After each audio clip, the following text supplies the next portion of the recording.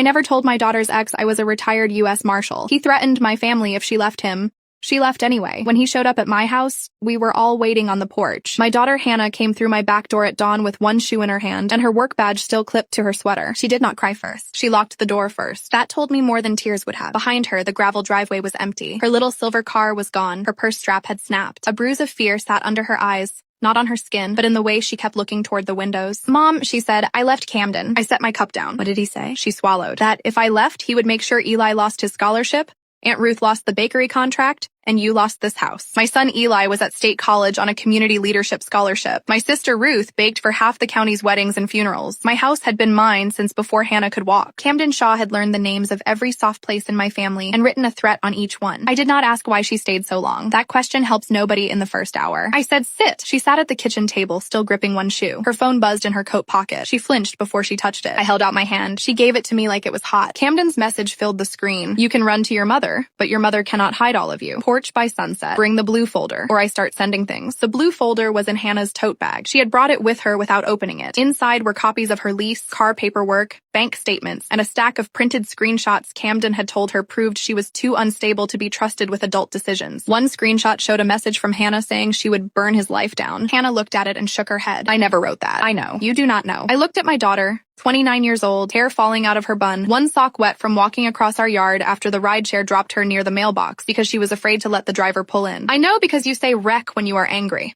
Not burn. Her mouth trembled. That was when she cried. I let her. I made toast she did not eat. I put her phone on airplane mode, not to hide, but to stop it from becoming a leash for 1 hour. Then I called my neighbor, Marin Ellis, who had worked courthouse intake for decades and could hear trouble through drywall. Marin arrived in slippers with a notepad, 2 pens, and no question she did not need. You safe? She asked Hannah. Hannah nodded. Marin looked at me. How careful are we being? Careful enough. At noon, Camden called my landline. Not Hannah's phone. Mine. I had not given him that number. Mrs. Vale, he said, smooth as church coffee. I am worried about Hannah. I am sure you are. She left confused. She took private documents. She has been spiraling. Has she? I want to come by and help. Her family is emotional. I think everyone needs a calm man in the room. Marin's eyebrows lifted from across the table. I kept my voice flat. Do not come to my house. He laughed softly. Ma'am, she is my fiancée. Not anymore. A pause. You do not get to decide that. No, I said. Hannah did. His voice changed then, not loud, just stripped of polish. You people think a porch and a casserole make you safe. They do not. I wrote the sentence down. Camden, do not come to my property. He hung up. Hannah stared at me. He will still come. I know. You sound like you expected that. I capped the pen. I expected him to need an audience. My old work had taught me one thing people forget. Patience is not weakness. It is how you make a person reveal the part they hoped to hide. Hannah only knew I had worked around the federal courts before I retired. She did not know the badge in the cedar box upstairs had once sat beside warrants, witness files, and men who smiled while lying. My late husband, Tom, knew. He also installed the porch lantern above the front steps. It came on every evening. If Camden wanted sunset, he was going to arrive under Tom's light. By mid-afternoon, the first contradiction in Camden's story showed up. He had told Hannah he could take her car because his name was on the financing. The copy in the blue folder said otherwise. Her name, her down payment, her loan. Camden had only been listed as an emergency contact at the dealership. Then Marin found something small on the bank statements. A recurring withdrawal marked home planning support. It went from Hannah's checking account to a payment app under Camden's cousin's name. How much did he say this was? Marin asked. Premarital counseling, Hannah whispered. He said his cousin was a licensed financial coach. Marin turned the paper around. The payment note said storage. Hannah frowned. Storage for what? We found out that evening. A delivery notice soon showed a package redirected from Hannah's apartment to a storage unit off Route 12. The signature line said Camden Shaw. Hannah went still. My apartment key, she said. He had it for emergencies. Did he have permission to remove property? No. We reported the missing property, documented the redirect, and requested a civil standby for a later pickup. Hannah watched ordinary systems begin answering a man who had taught her no one would. At 5, Aunt Ruth arrived with bread, chicken soup, and the expression she wore when a customer tried to pay with exposure instead of money. I brought dinner, she said, setting bags on the counter. And if that boy comes, I brought my outside voice. No outside voice, I said. Ruth frowned. You take all the joy out of family emergencies. Hannah almost laughed. It mattered. At 6, Eli called from campus. Camden had messaged one of his fraternity officers saying Eli's scholarship application included false volunteer hours and that the Shaw family had documentation. Eli's voice shook with anger. I did not fake anything. I know. Should I call him? No. Mom. Eli.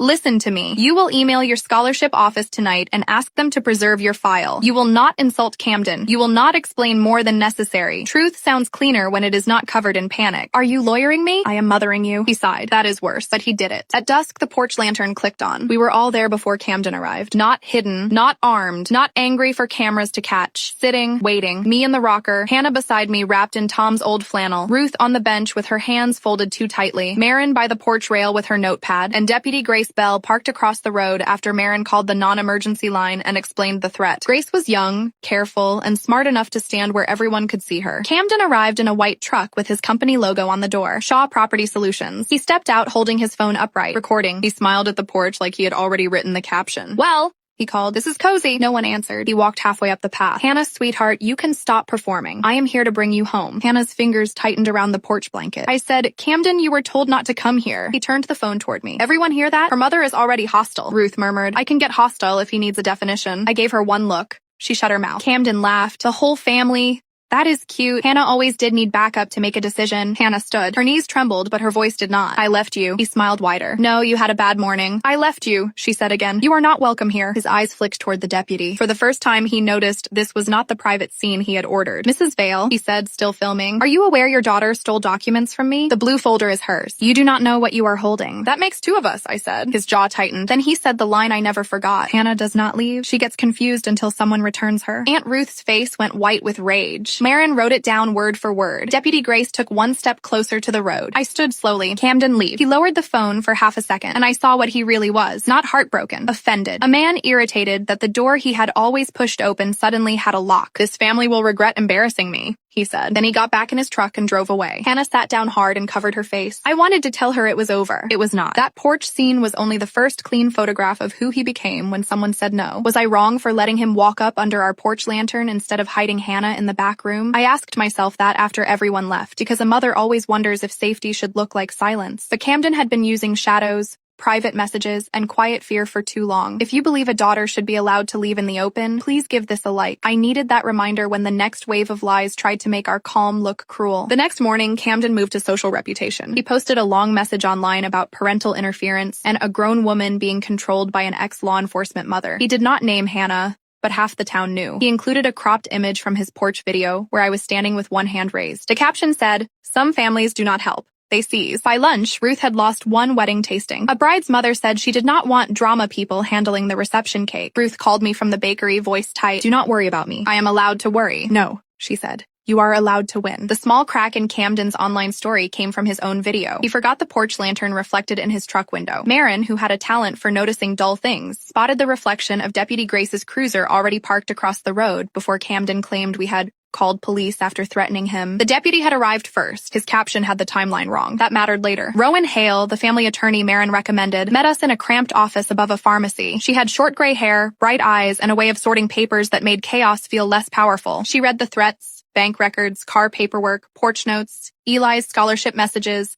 bakery cancellation, and storage notice. Then she looked at Hannah. "I am going to say this plainly. He is building a record to make you look unstable and your family look controlling. We will build a better record by being boring, precise, and early." Hannah gave a tired laugh. "Boring sounds beautiful. It often wins." Rowan filed for a protective order, sent preservation letters to Camden's phone carrier, the storage facility, the dealership, and the payment app. She also wrote to the scholarship office and Ruth's largest catering client, not accusing Camden of anything, just informing them that false statements were under review. That was the quiet part of revenge. Not shouting, stopping the lie from arriving first. The witness arrived from an unexpected place. A woman named Lila Mercer called the bakery after seeing Camden's post. Ruth nearly hung up when Lila said Camden's name. Then Lila said, "Please do not. He did this to my sister." Lila's sister, Nora, had dated Camden before Hannah. When Nora left, he sent messages to her boss, her landlord, and her mother's church group. Nora eventually moved 2 states away, but Lila still had screenshots. We met at the library because Hannah wanted somewhere public with big windows. Lila slid a folder across the table. "My sister is not ready to talk, but she said you can use these." The first page showed a message from Camden to Nora. "You do not get to leave a life I improved." Hannah pushed the paper back like it had bitten her. "He said almost the same thing to me." Lila nodded. "He recycles control and calls it love." That folder became the stronger sign. Then came the hard proof, and it arrived because Camden got greedy. The storage facility logs showed Camden visiting the unit the night after Hannah left,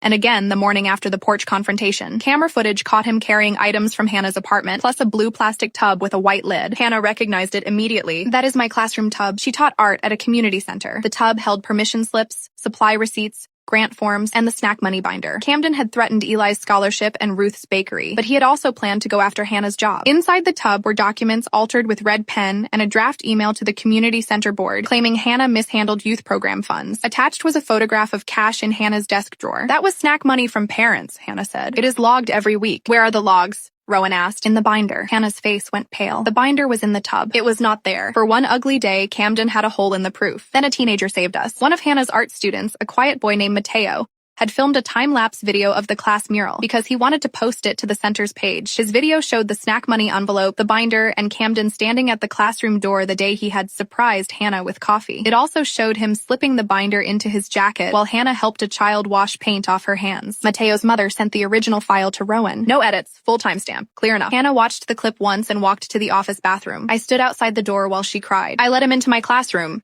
she said through the door. I let him near my kids. You did not know. I should have. No, I said. He should have chosen not to steal. The controlled reveal happened at the community center board meeting because Camden forced it there. He came wearing a blazer and humility. He told the board he was concerned for vulnerable children, and had evidence Hannah was hiding program irregularities, clearly hoping they would suspend her before the protective order hearing. Rowan had warned the board chair in advance. Deputy Grace attended because there was an active order request. Lila sat in the back. Ruth came with muffins and a face that dared anyone to refuse one. I sat beside Hannah, the blue folder on my lap and Tom's porch lantern keychain in my hand. Camden opened with concern. She is a good person when she is well, he said. Hannah's hand went cold in mine. The board chair, Mrs. Bellamy, said, Mr. Shaw, present your evidence. He showed the cash photo, the altered receipts, the draft allegations dressed up as civic duty. Then Rowan stood. Before the board considers material taken from Ms. Vale's classroom tub, we ask that you review how Mr. Shaw obtained it. Camden frowned. That is not relevant. Mrs. Bellamy looked over her glasses. It feels relevant. The storage footage played first. Camden carrying the tub. Then Mateo's time lapse. Camden taking the binder. The room shifted, not with gasps. Adults in small towns do not always gasp. They inhale, look down, and realize they are present for somebody's public undoing. Mrs. Bellamy turned to Camden. Did you remove property from this center? I was protecting evidence. From whom? He looked at Hannah. She cannot be trusted. Hannah finally spoke. No, Camden, you cannot be trusted with access. That was the mic drop, quiet and clean. The board suspended him from all volunteer work on site, referred the matter to law enforcement, and confirmed Hannah's job in writing before she left the building. Ruth's lost bride called the next day and apologized. Eli's scholarship office closed the complaint as unsupported and noted the attempt in their file. The protective order hearing came a week later. Camden's attorney tried to paint me as the secret threat, an old woman with a hidden law enforcement past, manipulating her daughter and gathering people on a porch to shame a young man. Rowan let him say it. Then she asked me to state my former occupation. I am retired from the U.S. Marshal Service. Camden looked at me for the first time with something close to alarm. Rowan entered the porch video, the phone call transcript, the storage footage, Lila's pattern statement, Mateo's classroom video, the scholarship message, and the community center board letter. The judge read Camden's message out loud. You can run to your mother, but your mother cannot hide all of you. The courtroom was small. The words filled it anyway. Camden kept his eyes on the table. The protective order was granted. He was ordered to have no contact with Hannah, me, Eli, Ruth, or the community center. The storage case and false complaints moved into separate investigations. His company lost 2 property contracts after clients learned he had used business resources to harass an ex-fiancé. Lila's sister Nora later gave a statement, not because we pushed her, but because she said watching him face consequences made her hands stop shaking. Camden's mother sent Hannah one letter. He loved too hard.